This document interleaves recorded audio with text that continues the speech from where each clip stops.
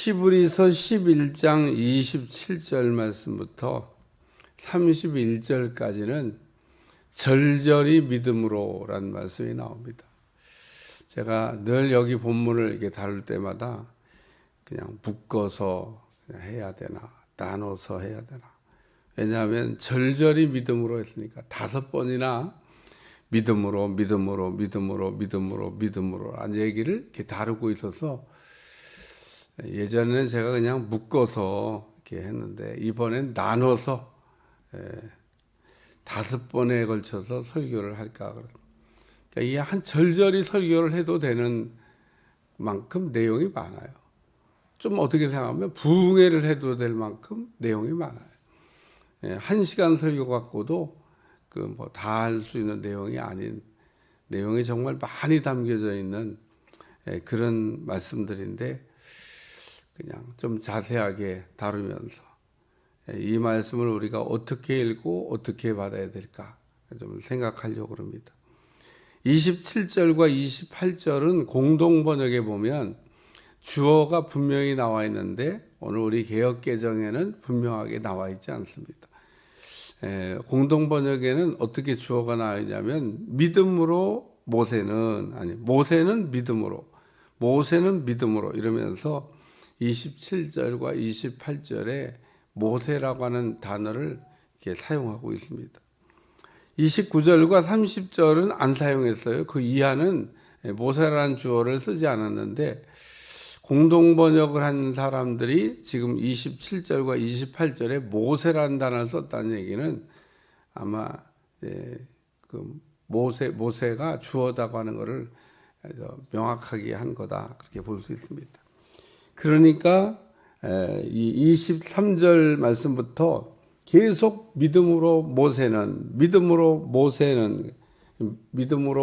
났을 때, 믿음으로 모세는 장성했을 때, 믿음으로 모세는 애굽을 떠날 때, 뭐 이런 내용들을 지금 다루고 있는 거다. 이게 내일도 마찬가지로 모세는 믿음으로 유월절을 지켰다. 뭐 이제 이런 내용들을 다루겠습니다. 믿음으로 하지 않는 거는 성경에서 말하기를 죄다 그렇게 얘기합니다. 오늘 우리는 죄를 이렇게라고 하는 걸 생각할 때 뭐가 죄냐? 우리는 주로 죄 그러면 자범죄, 행위로 지은 죄만 우리는 죄라고 이렇게 자꾸 생각을 해요. 말로 지은 것도 죄라고 생각하지 않아요. 사실은 행위로 하는 어떤 짓는 죄보다 말로 짓는 죄가 더 무서운데 말로 짓는 죄는 처벌도 안 합니다. 말로 죄 지었는데 그 처벌하는 거 봤어요. 그러면 아마 감옥이 모자랄 것 같아요. 우리는 하루에도 수도 없이 말로 죄를 짓고 사는데 말로 죄 짓는 거는 처벌하지 않아요. 처벌하지 않으니까 죄가 아닌가? 죄예요, 죄. 사실은 그 사람을 칼로 찔러 죽이는 것보다 말로 죽이는 게 어떤 때는 더 무서워요. 사람을 말로도 죽일 수 있습니다. 칼로만 연장을 가지고 칼로만 사람을 죽일 수 있는 게 아니라 말을 가지고도 사람을 죽게 만들 수 있다는 겁니다. 그러니까 사실은 행위로 짓는 죄보다 말로 짓는 죄가 만만치 않은데 그 다음에 생각으로 짓는 죄도 있습니다. 생각으로 우리 주님 짓는 죄를 무섭게 지적하셨죠. 너희는 맨날 더러운 생각하면서 어때? 그건 죄가 아니라고 생각하냐? 우리 간음죄 안 졌습니다. 그리고 자랑하는 바리새인. 너희는 생각으로 그런 생각해본 일이 없어? 생각으로는 그런 죄를 많이 짓고 있으면서 그러니까 오늘 우리가 생각으로 온갖 더러운 생각들을 다 하고 있으면서 그 사람을 속일 수 있잖아요. 뭐 생각으로 하고 있는 걸 뭐 알 수가 있어요. 좀 신령한 은혜가 있기 전에는 신령한 은혜가 여러분 생기면 생각을 읽을 수도 있습니다. 뭐 그 정도 수준에 가기 전까지는 뭐 어떻게 알겠어요? 모르는 거죠. 뭐 또 입 크다고 그냥 얌전한 척 가만히 있으면은 더더구나 몰라. 속으로는 온갖 못된 생각을 다 하면서. 그러니까 우리가 말로 하는 죄도 만만치 않고 생각으로 하는 죄도. 근데 처벌은 행위로 하는 액션이 이게 취해진 것만 경중에 따라서 처벌해요. 근데 성경은 믿지 않는 걸 죄라고 얘기해요. 믿지 않는 거. 하나님을 믿어야 되는데 안 믿는 거를 죄라고 얘기하는 거예요. 의심하지 말아야 되는데 의심하는 거. 또 반응해야 되는데 반응하지 않는 거. 여러분, 믿음이 있다 그러면 반응을 해야 되는 거예요. 근데 믿음은 있다 그러면서 반응은 안 해. 진짜 믿음인가? 여러분, 그래서 성경은 계속 우리에게 너 믿음을 한번 확인해 보라고. 그래서 하나님은 때때로 우리에게 작고 크고 작은 어떤 시험들을 통해 가지고 우리의 믿음의 현주소를 보게 하시려고 흔들어 보십니다. 그러니까 이제 이렇게 시험에 보면은 이제 알 수 있는 겁니다. 시험 치르기 전에는요, 다 자기가 공부 잘하는 줄 알아. 자기가 다 뭐 대단한 줄 알아. 근데 시험을 딱 치르고 나면 이제 어떤 사람은 뭐 시험 점수가 나빠도 아유, 그럴 수도 있지 뭐 그러면서 하지만 저는 이렇게 신학교 다닐 때 중학생을 맡아가지고 가르쳤던 일인데 피아노 치는 아이예요. 근데 피아노를 치다가 이렇게 연주하다가 띵 하고 실수했어. 막 얼마나 못 견뎌하든지 어떻게 위로할 수가 없더라고. 아니, 그럴 수도 있지. 뭐 띵 할 수도 있지.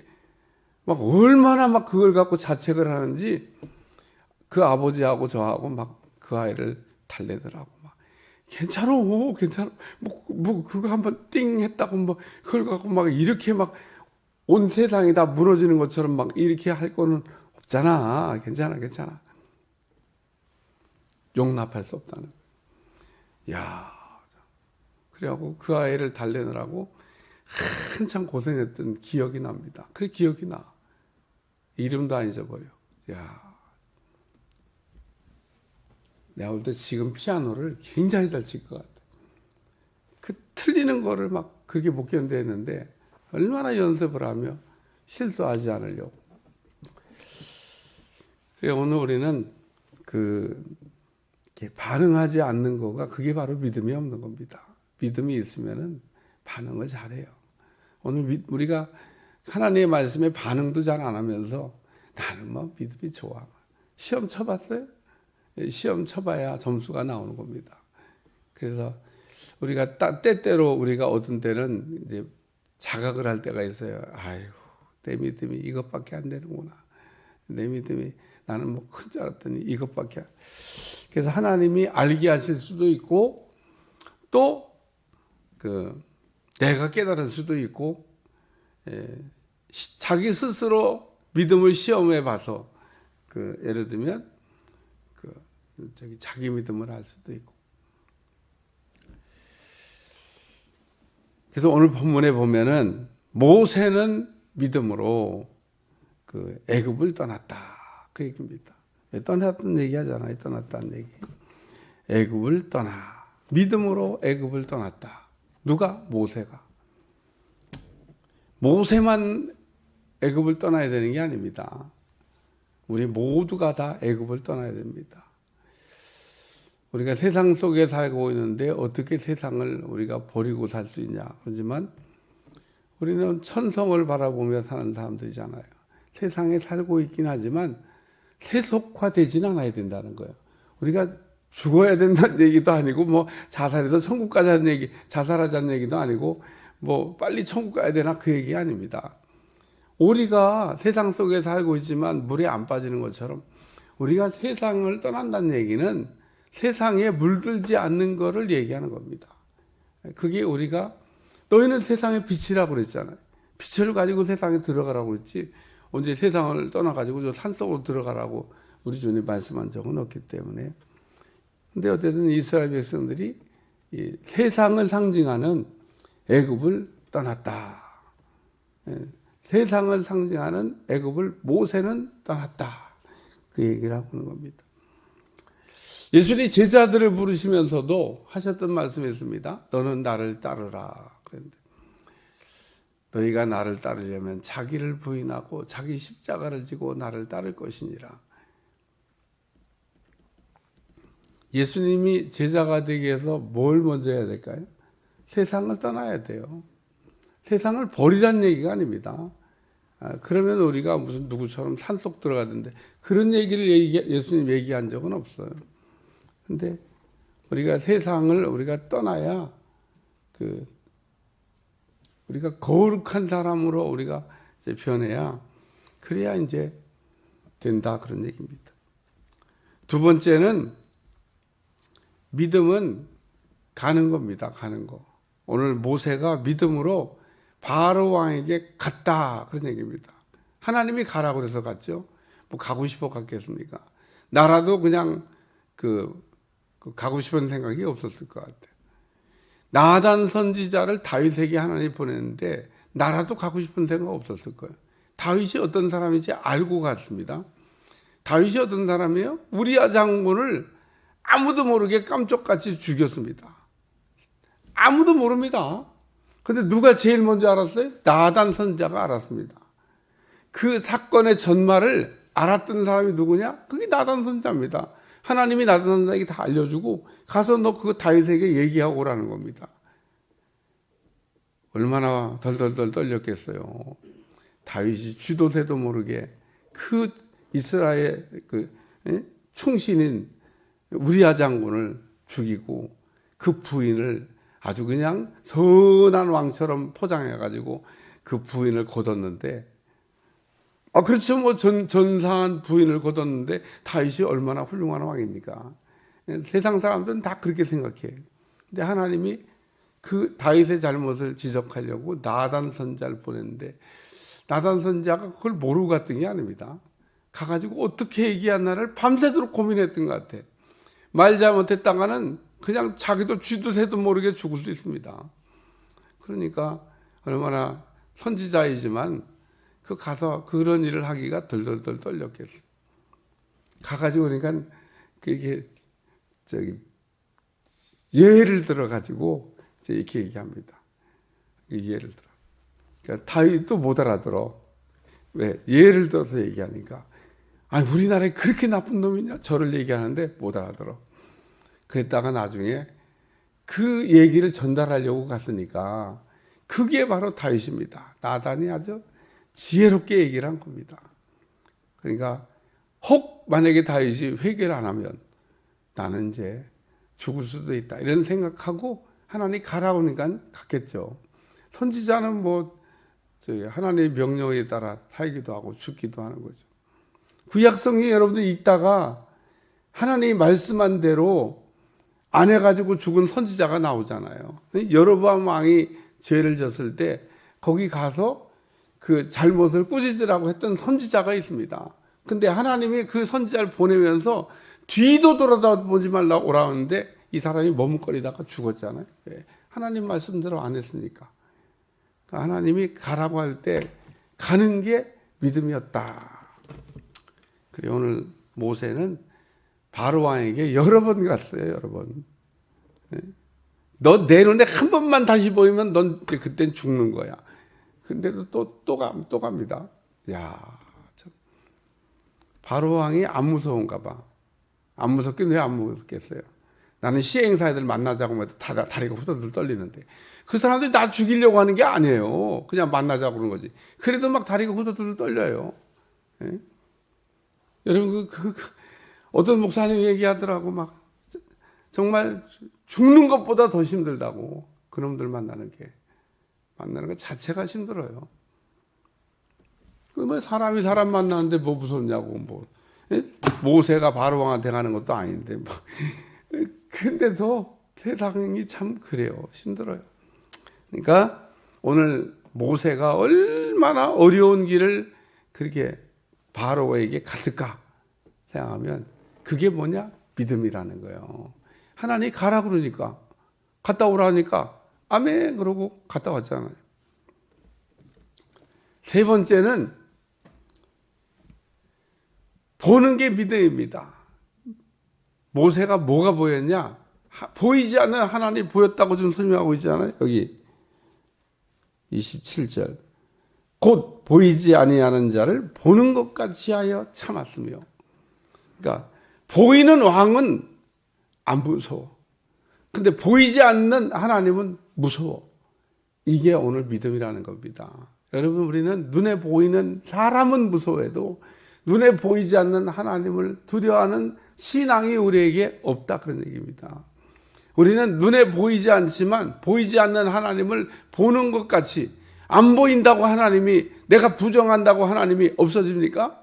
내가 안 보인다고 하나님이 없는 것도 아니고, 내가 부정한다고 하나님이 없어지는 것도 아니고, 그러면 그 하나님이 계신 걸 확인해 봐요.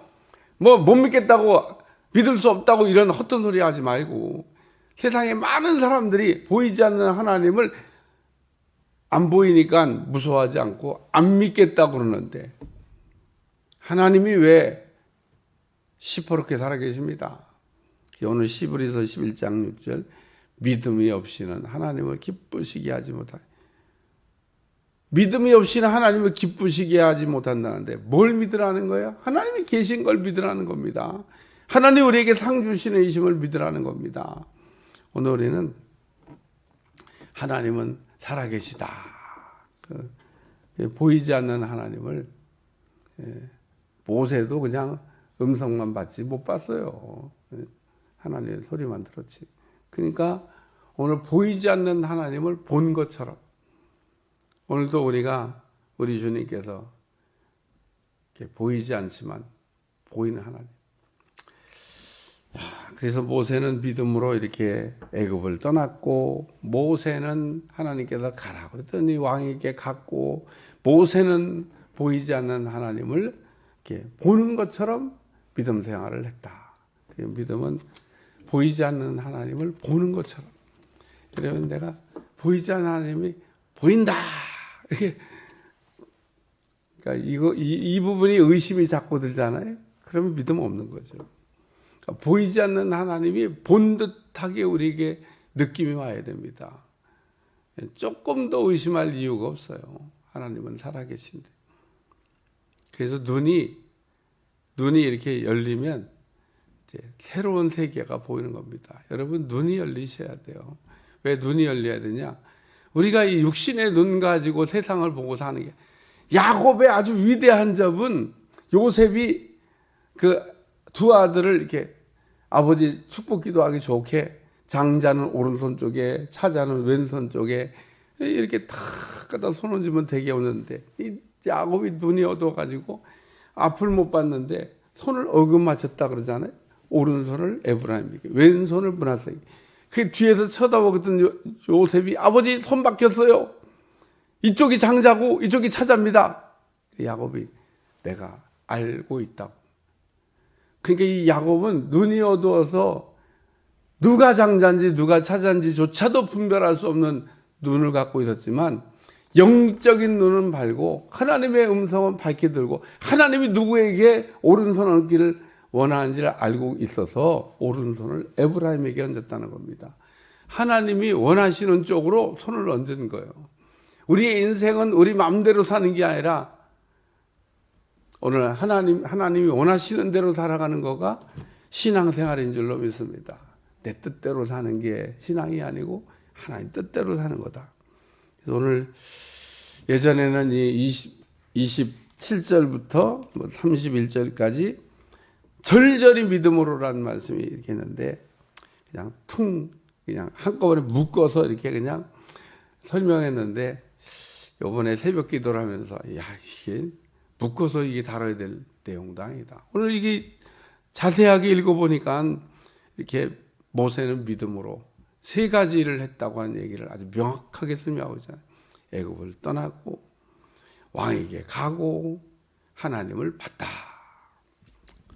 여러분들 이 모세와 같은 믿음으로 무장하는 여러분들이 되시기를 축원합니다. 기도하겠습니다. 하나님, 오늘도 모세는 믿음으로 애굽을 떠났다고 합니다. 오늘도 우리가 애굽에서 우리가 세속화되지 않게 도와주시고, 세상에 물들지 않게 도와주시고, 세상에서 우리가 승리할 수 있도록 축복해 주시기를 원합니다. 모세처럼 가라고 하는데 기쁨으로 두려워하지 아니하고 할 수 있게 도와주시고, 보이지 않는 하나님을 보는 것처럼 믿음 생활할 수 있도록 도와주옵소서. 예수님의 이름으로 간절히 기도하옵나이다. 아멘.